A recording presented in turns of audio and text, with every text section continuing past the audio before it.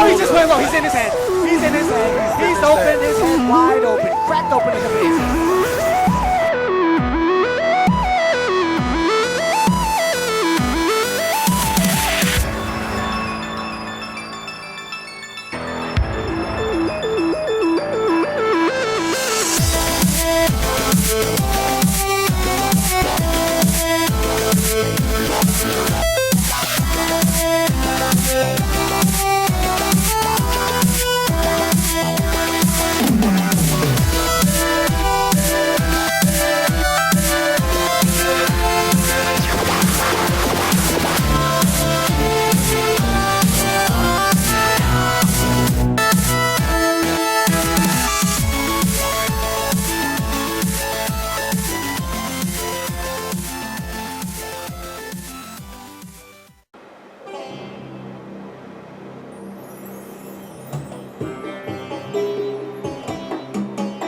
Hello everyone, it's Mario 2100. We're back again with New Super Mario Bros. Wii, and while I was explaining everything, I wouldn't have my save file saved, so we're still small Mario. So we'll go back to World 1, and we'll grab some more items. Unless we're really unlucky. And get Bowser and Bowser Jr. right off the bat. What? So I think it's the World 1. I think it pops up with that prompt every time. Okay, I was afraid of doing that one because I'm like, it's underneath the Bowser. Okay. Well, at least all the cards, all the flips that I got were all items that I gosh, there wasn't a flipper that didn't have a pair. Okay, so we're gonna use one of those mushrooms.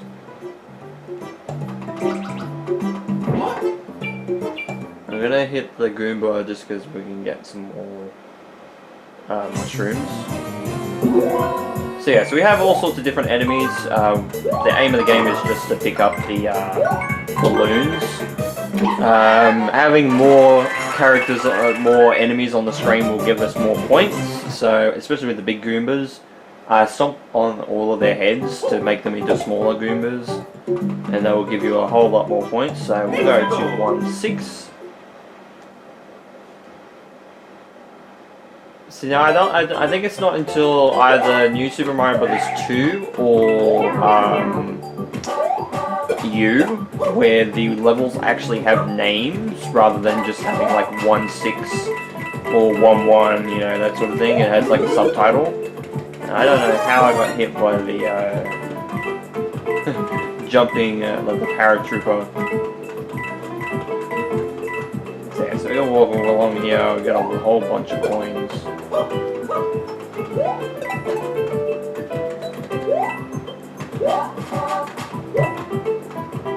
I think you might have seen it. If you go next to a flower and spin,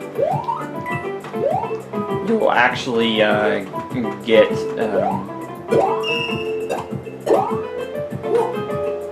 a coin out of it.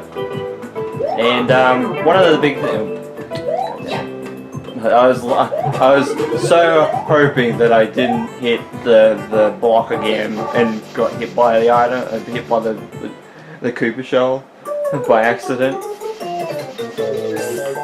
Oh, okay, I can get a good item here. Oh, then I got a mushroom anyway. Wow. But if you jump on enemies and hold the jump button in, you'll actually jump higher.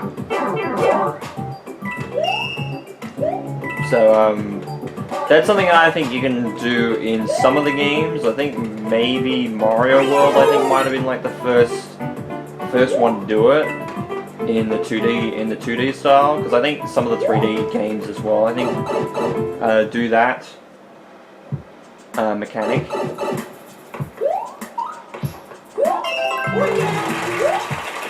Yeah, we have a lot of Goombas. And we're getting dragged against our will by that wheel.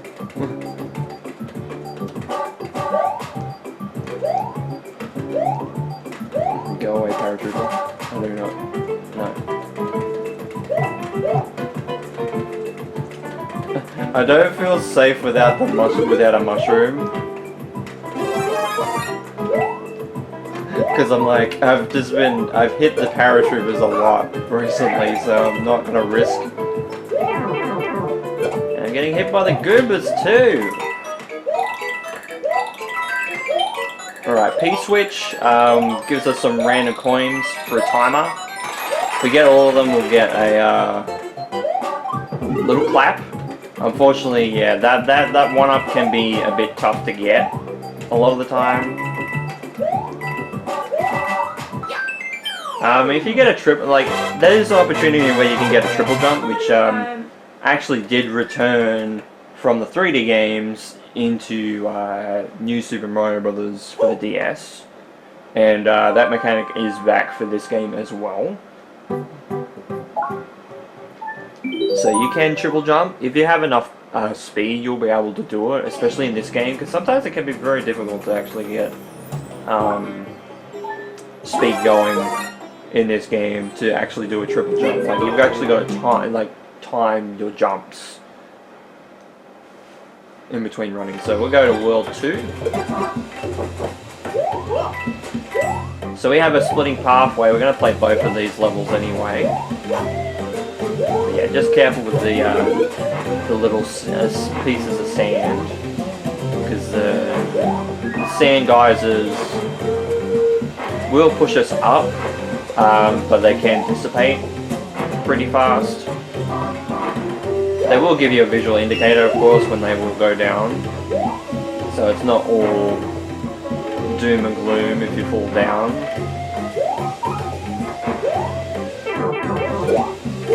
I am not having the best luck today.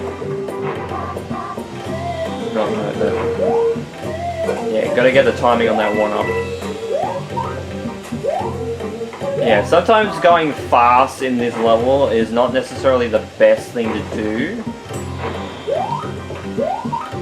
because too much pace sometimes can kill you in this. I have Boomerang Bros, which are back from New Super Mario Bros. DS, the original New Super Mario Bros. We won't actually get a power-up of that until 3D World, so they had that concept for a long time and didn't really use it.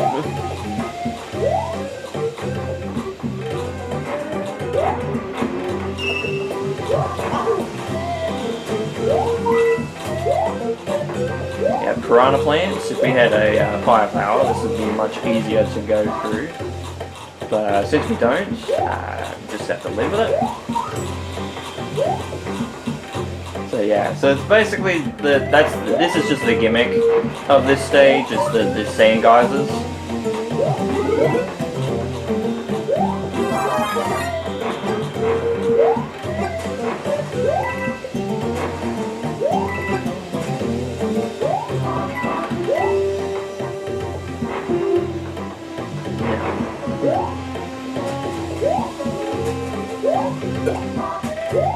Now the only problem is that you're trying to get that, like, especially with this last one, you could probably chuck, like, if you have multiplayer, you could probably chuck someone off and make them go into a bubble to get that one.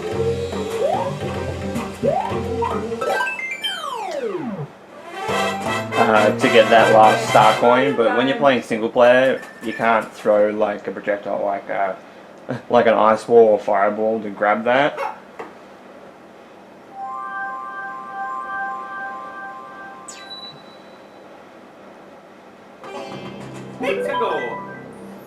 Yeah, so we'll go across this way.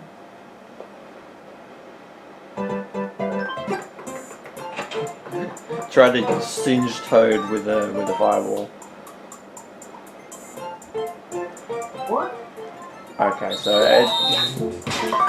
it seems to do it every time, and this is where we get some new items coming through the cycle, because we've played a world at least.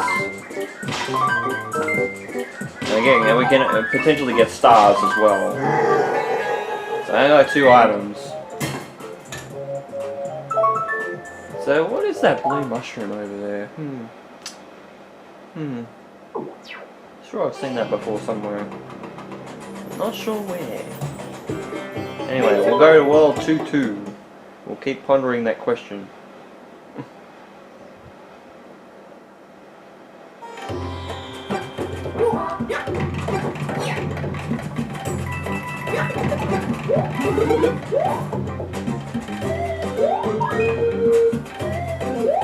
So yeah, so we have a whole bunch of kind of gimmicks in this one. This one in particular, I remember being a little bit catastrophic a lot of times, either single player or multiplayer, it doesn't really matter, just because of spikes. They make their return from, I believe it's Mario World.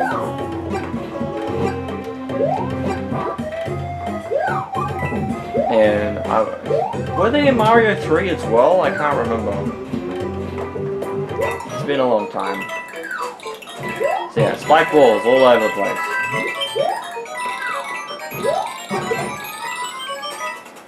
Didn't get all the coins. That's alright. We got pretty close though.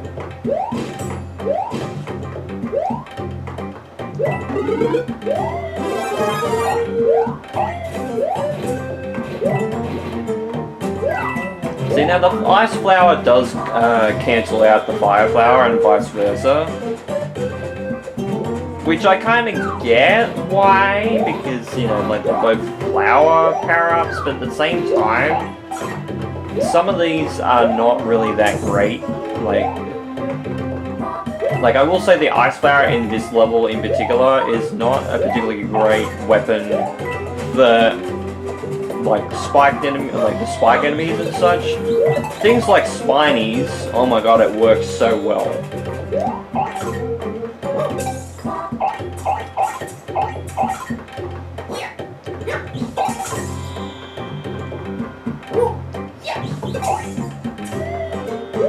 See now, if we had the shell go up, we could get so many points out of it. I'm trying to remember, is this where we go down?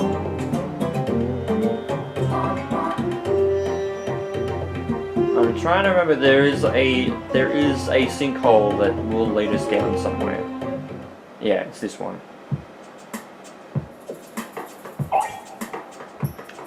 We can go up that, go out that pipe, but P-switch.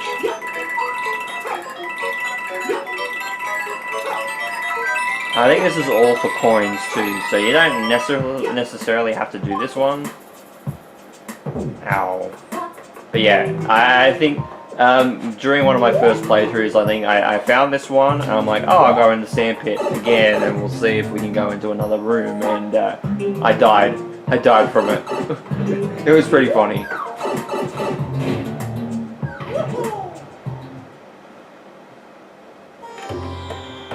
Oh wait, I remember what's down there now. Oh god.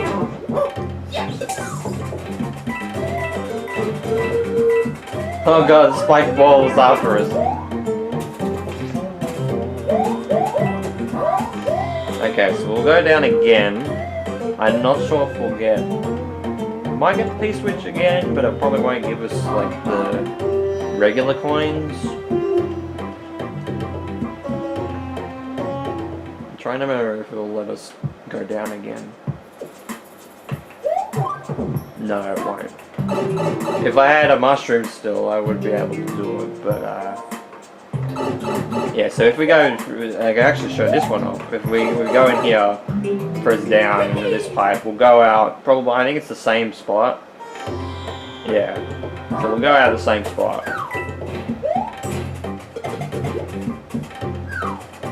Yeah, you gotta watch the arc on the spike ball. Sometimes it's a little bit higher than you would think, but not every time. Like, you really gotta judge this thing sometimes. Especially with rising and falling platforms.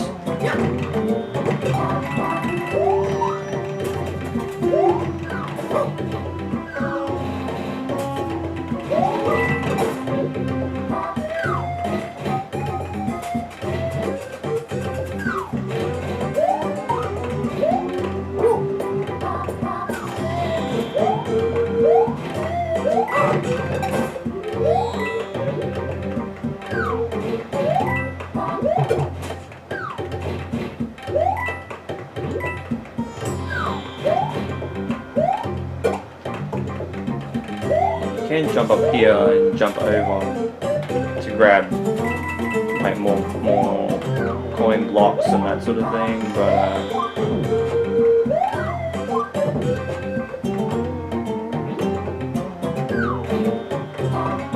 yeah, I think we can go on this pipe yet. Okay, and we get the introduction to the blue mushroom that we seen earlier. This is the mini mushroom. This is actually an original item that was originally in New Super Mario Brothers for the DS. So we had the Mega Mushroom and we had the Mini Mushroom as well. Mini Mushroom will make us very small, and since we don't have a lot of weight, we can actually run on water. We can do a Sonic, pull the Sonic, and run on water. Now, of course, if we stand on top of the water, we will eventually go in, but it will take a while, and we can jump very high, even just normally. And with momentum, I just noticed that Mario actually has like a flutter kick like Yoshi does when he's falling down. But the only problem with the mini mushroom is that since we're so small, one hit we're dead. From anything. Doesn't matter what it is.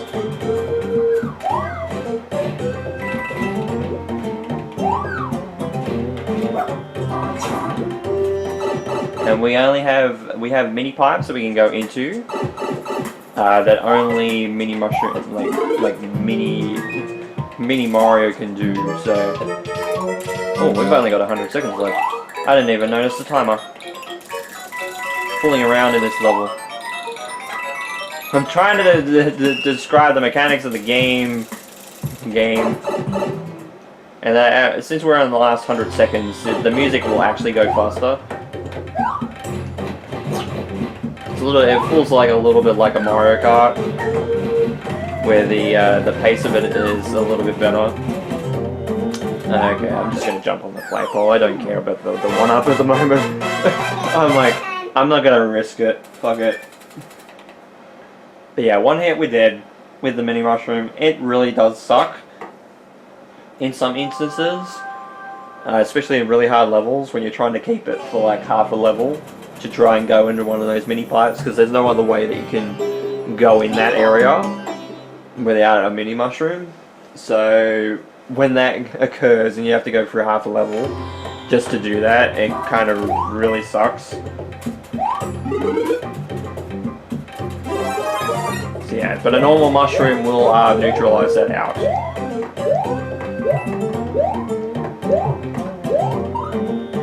See, now I always thought there was a secret up above in this level, just for that block, because that block was just sitting there. Now, we're in the dark a little bit. There's a wall there. And we have torches that do illuminate the air, and we've got fireballs flying through the air. I don't know why. Oh, we got spinning piranha plants. I think this actually might be one of the first instances of our spinning fireballs counterparts of the piranha plants. But since we have a fire flower now, we can kind of illuminate the air a little bit, which is great. So we can see where we're going.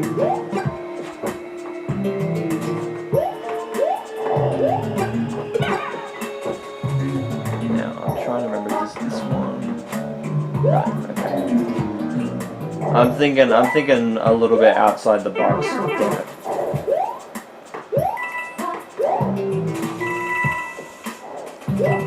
No, I was gonna say it's another fire flower, because that would be really extremely convenient. Oh, we have fire snakes. Fire snakes make their return from Mario 3. This enemy I know is from Mario 3, because my god. But they got a little enhancement this game. They could turn really big, and I just run into the normal one. But yeah, they can start out really small and then their head gets really, really hot.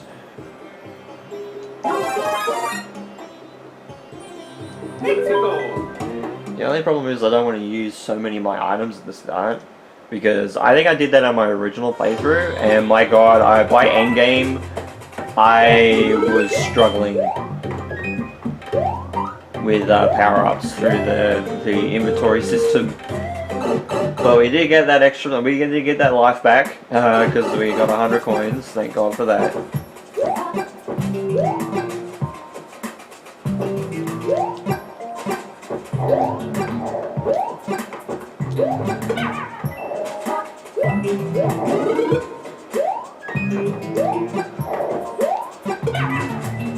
So the power-ups when they first come out of the block also give it like a little bit of a luminous field, which is kind of cool.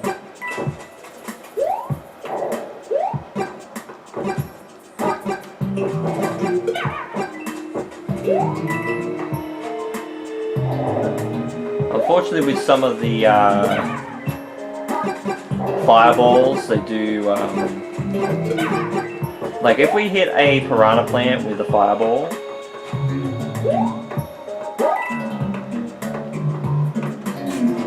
I almost fell off then. So I died there for nothing.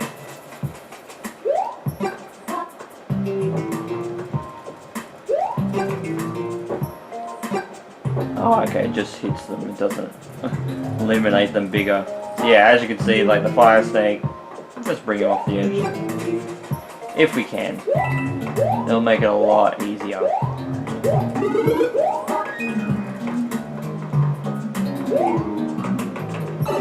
It'll make it a lot easier on ourselves if we off-screen the the thing.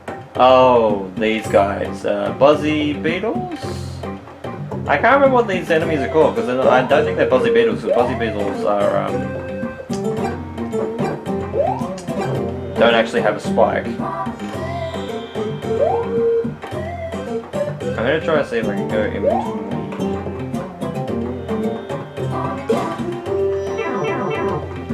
Yeah, but these guys were in New Super Mario Brothers, the original game, and my god. Okay, so I'm gonna leave half of the blocks left, just in case I need to jump on the platform up above. Okay, no. So it's only just a one-up chance. Only just because I thought maybe they might give me like a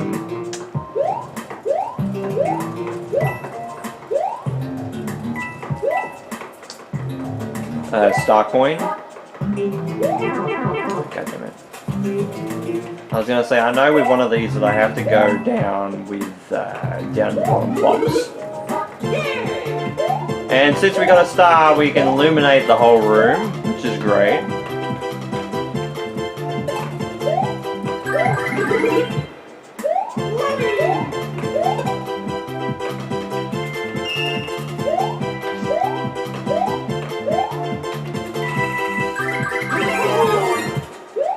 Oh yes, and I think this was introduced in New Super Mario Brothers, but it might have been this game. If you pass by a checkpoint and you are small Mario, like small Mario, like regular Mario, not Super Mario, you will transform into Super Mario, which I think is a nice thing because especially if you kind of like the level's really long and you've got like a checkpoint that's halfway through but the level's like a few minutes long. Or a situation with, I think, some levels in World 8 that have multiple checkpoints. I think it only goes up to like 2 checkpoints.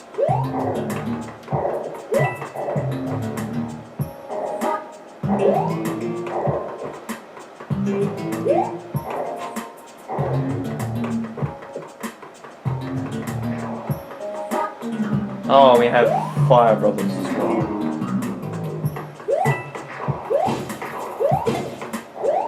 Yeah, Fire Brothers are a thing in this game.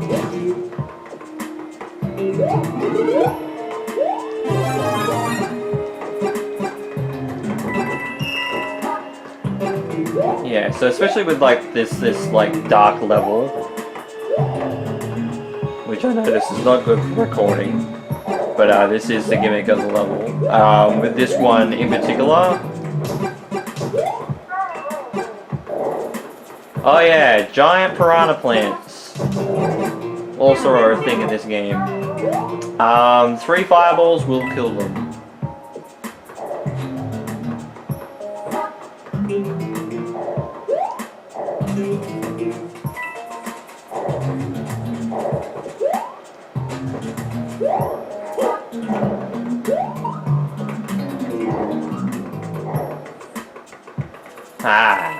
See, now if you're using your level 1-2 knowledge,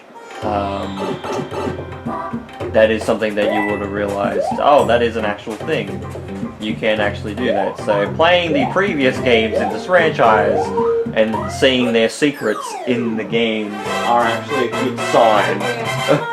So if you have knowledge from prior games, especially the classic games, even New Super Mario Brothers to an extent, there are secrets to be found in this game, I will say. So there is some hidden stuff.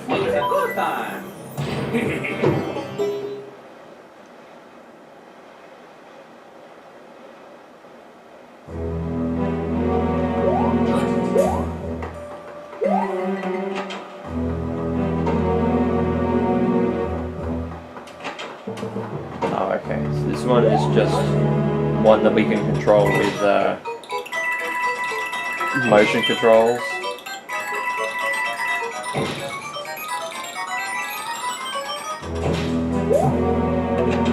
And it's just coins for that room, but just showing that off, just so you know. Just so you know you're not missing anything or wasting your time, like you're feeling like your time is going to be wasted. Well, if you're not after coins, you will be wasting your time.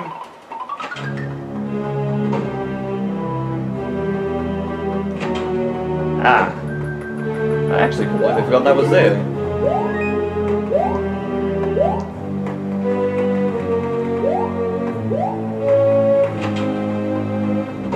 Yeah, I completely forgot that hidden door was right there.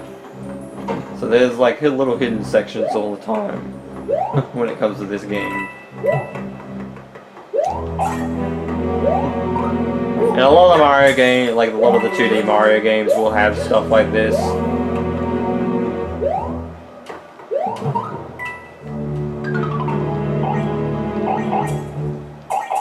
And just wait until he picks himself up. Throw me into the wall so he doesn't respawn. Okay, there's nothing on that side. Sorry. My peak of curiosity when I see a big blocked, like, section of wall. Oh yeah, and the Koopalings will actually try and hurt us now with the scepters.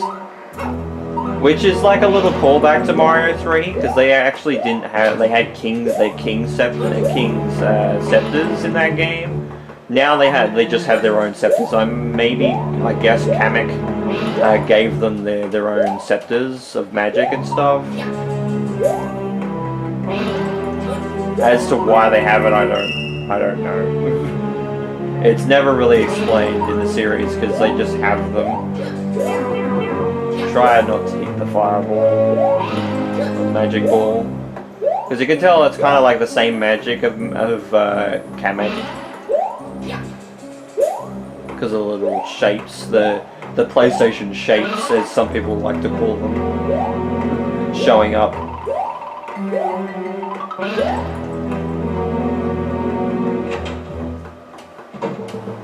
Behind the fireballs there, so only halfway through. Yeah, actually good spot. Good hidden spot.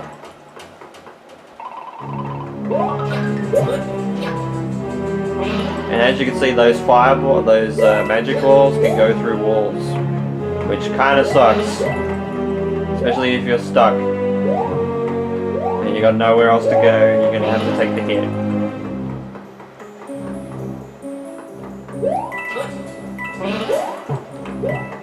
Thankfully you can hear them coming, so it's not too terrible.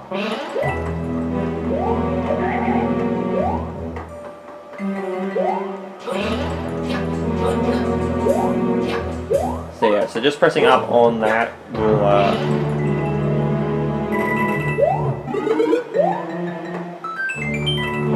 get into a situation of climbing on the grates and stuff, which I think you could do in Mario 3 and in Mario World as well. Ow. Forgot to press up. That's the one thing I forgot to do, was press up. And then I tried to press 1 and shake, because that's how you pick up stuff in this game. And that's what I did. And it was like, no, you're not. It'll come away.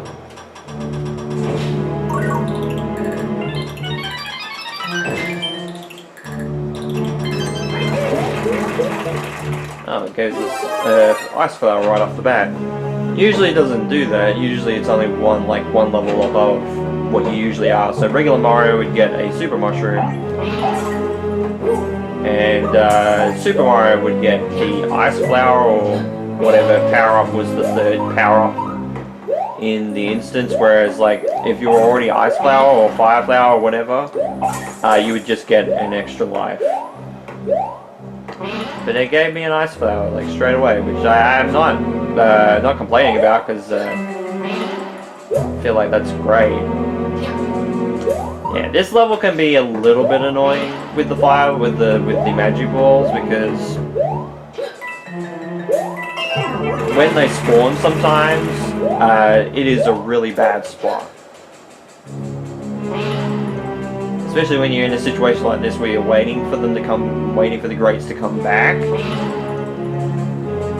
And with the AI, it'll change trajectory on where the magic ball goes.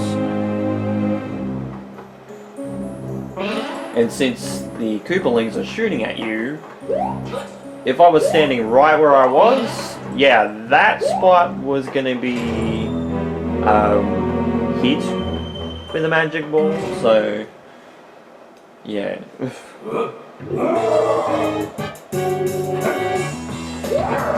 Now, Ice Flower will not really damage the Koopalings in either of the fights. Now, we just gotta be careful with Roy. He will like to stomp the ground a lot, and since he's one of the bigger guys, like he and Morton Cooper Jr., they both will make the ground shake and it'll actually hurt you. So just a heads up tip. That is something that will happen.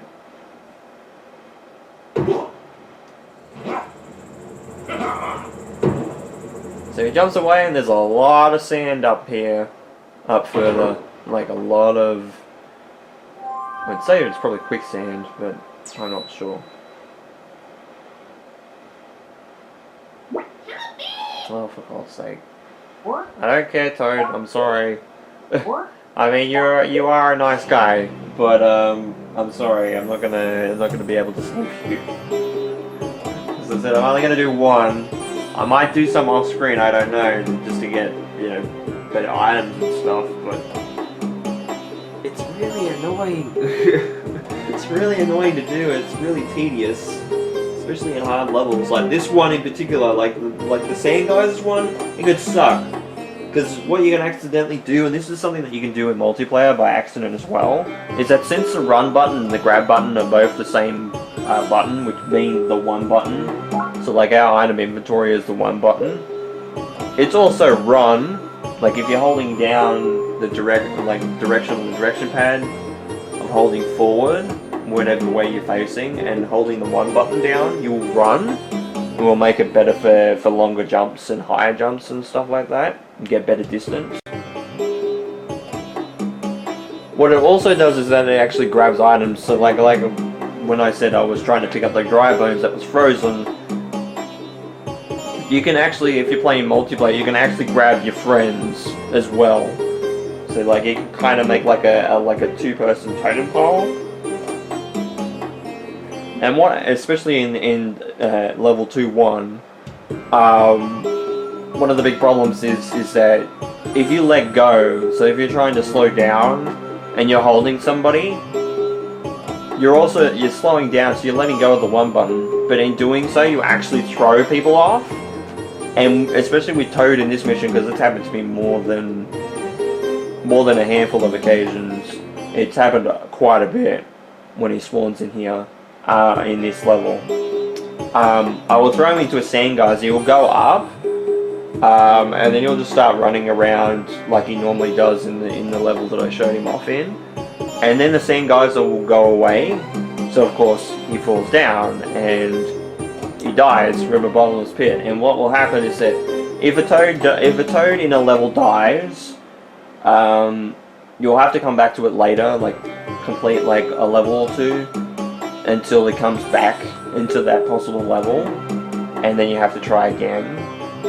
And it's a situation of trying again until you actually get him all the way to the end of the level. It's really annoying, it's really tedious, and that's why strictly when it comes to like the toads, I'm only like gonna do like the first world, and if anything, and that's it, because I've tried it in this world, I've tried it later in I think World 5, I think he popped up in World 7, which, my god, and I think he also did it in World 8. I'm not sure if he does it in World 9, but I assume, considering the mechanic is in the game, that he probably does. Which I can imagine would be realistic hell, because World 9 levels can sometimes be very, very difficult. So, yeah. But anyway, I think we've went on long enough with this episode. I think we got to the castle, so that's good enough for me, and we got to the save point. So I just thought I better talk about that, because that is a legitimate problem with some of these Toad missions, is that they are very, if you're a skilled player and you can multitask by holding onto a Toad while also kind of limiting your different abilities. So like if you have a fire flower or an ice flower, you can't actually throw projectiles, because projectiles are also the one button, so you're actually holding onto a Toad already, so you're kind of limited, which really sucks. I don't know. I don't know if they thought the whole Toad mission thing through.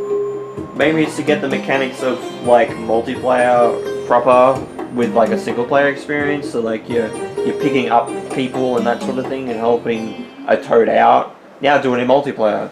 Maybe it might be the concept of that, but at the same time, it's not a really thought out concept that was really well implemented in the game.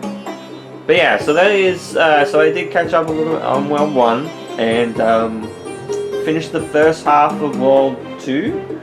If we view the map, which we can go up, so we've got 1, 2, 3, 4 levels left, and then a whole bunch of sand, which we do have a pathway in here.